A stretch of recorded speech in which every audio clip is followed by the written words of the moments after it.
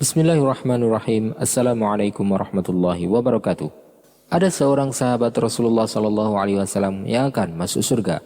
Akan tetapi ia belum pernah melakukan sholat, puasa, dan sama sekali tidak pernah sujud kepada Allah. Apakah yang telah ia lakukan hingga Allah Subhanahu Wa Taala memasukkannya ke dalam surga? Pada video kali ini kita akan menceritakan kisah seorang pria yang masuk surga tanpa berpuasa satu hari pun ataupun bersujud sekalipun kepada Allah Subhanahu Wa Taala.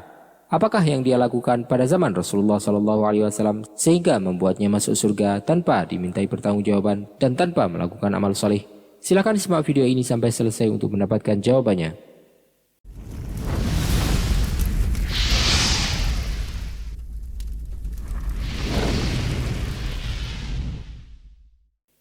Setelah hijrah Rasulullah SAW dari Makkah ke Madinah, ada 100 orang dari kalangan Ansor yang masuk Islam dari kota Madinah. Mereka membaiat Rasulullah SAW. Akan tetapi kebanyakan penduduk Madinah masih belum mau untuk masuk Islam karena terikat dengan istrinya. Mereka masih suka minuman keras dan harta riba. Akan tetapi ketika Allah SWT menghendaki untuk memberikan hidayah kepada seorang hamba, maka tidak ada yang dapat menghalangi keputusan Allah SWT tersebut. Di antara kaum Ansar ada seorang yang menolak untuk masuk Islam yang bernama Amr bin Thabit bin Waqish. Disebutkan bahwa namanya adalah Aqyas bin Ashhal, yang mana dia dikenal sebagai seorang pedagang yang memiliki harta yang banyak. Hatinya telah condong kepada Rasulullah SAW. Akan tetapi ada hal yang menghalanginya masuk Islam, yaitu dia memiliki harta riba. Apabila dia masuk Islam, dia khawatir hartanya akan hilang, dan dia tidak ingin masuk Islam sampai dia mengambilnya dan memastikan bahwa dia mendapatkan banyak keuntungan. Dia mengetahui bahwasanya Islam mengharamkan riba dan melaknat orang yang melakukan perbuatan riba. Ketika terjadi peristiwa perang Uhud, Allah SWT memberikan rasa iman dan keinginan untuk masuk Islam dalam hatinya. Kemudian ia pun bertanya kepada keluarga pamannya yang telah beriman dan beberapa orang dari kaumnya. Namun dia tidak menemukan seorang pun. Disebutkan kepadanya, sesungguhnya mereka semuanya telah pergi untuk berperang melawan kaum musyrikin di Gunung Uhud. Kemudian ia pun mengendarai kuda dan menyusul kaum muslimin di Bukit Uhud. Dia ingin berperang bersama mereka dan melindungi mereka.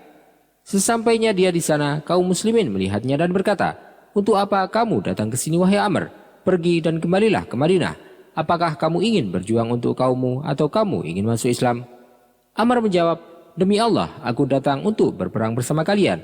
Sesungguhnya aku beriman kepada Allah SWT dan Rasulullah SAW. Kemudian aku berperang bersama Rasulullah SAW sampai aku terluka seperti yang kalian lihat." Ketika ia hampir mati, ia pun dibawa ke kaumnya, Bani Ashhal. Para keponakannya berkata, "Apa yang membuatmu datang untuk berperang wahai Amr? Apakah kamu menjaga kaummu atau kamu marah karena Allah dan Rasulnya?" Dia berkata, "Aku berperang karena Allah dan Rasulnya." Kemudian ia pun mati syahid dan ia belum pernah melakukan salat sama sekali. Ia juga belum pernah melakukan puasa sehari pun. Hal tersebut kemudian disampaikan kepada Rasulullah SAW. Beliau kemudian menjawab, "Sesungguhnya dia termasuk penduduk surga." Diriwayatkan dari Abu Hurairah radhiyallahu anhu bahwasanya ia berkata, "Ceritakan kepadaku mengenai kisah seorang yang masuk surga padahal dia belum pernah salat sekalipun sepanjang hidupnya." Ternyata para sahabat tidak ada yang mengetahuinya. Akan tetapi para sahabat balik bertanya, "Siapakah dia?" Abu Hurairah menjawab, "Usairim bani Abdul Ashhal, Amr bin Thabit bin Waqish." Al-Husain berkata, "Aku bertanya kepada Mahmud bin Labid, bagaimana dengan Al-Usairim?" Ia berkata, "Dia menolak Islam karena kaumnya." Maka ketika itu adalah hari Uhud dan Rasulullah SAW pergi ke medan Uhud. Islam tumbuh di hatinya dan ia pun memeluk agama Islam. Kemudian dia mengambil pedangnya dan kemudian ia pergi sampai orang-orang datang dan ia bertempur sampai dirinya terluka. Kemudian ia mati di tangan mereka. Kemudian hal tersebut disampaikan kepada Rasulullah SAW. Kemudian beliau bersabda, "Innahu lamin ahlil jannah." Sesungguhnya dia termasuk penduduk surga. Maha suci Allah yang telah menumbuhkan keimanan pada hatinya pada hari kematiannya, agar ia dapat mati dalam keadaan husnul khotimah dan diampuni segala dosanya yang telah lalu. Semoga Allah SWT, Zat yang membolak-balikan hati, tetap meneguhkan hati kita dalam Islam dan menganugerahkan husnul khotimah kepada kita semua. Wallahu ta'ala a'lam wa sallallahu wa sallama wa baraka ala sayyidina Muhammadin wa ala alihi wa sahbihi ajma'in.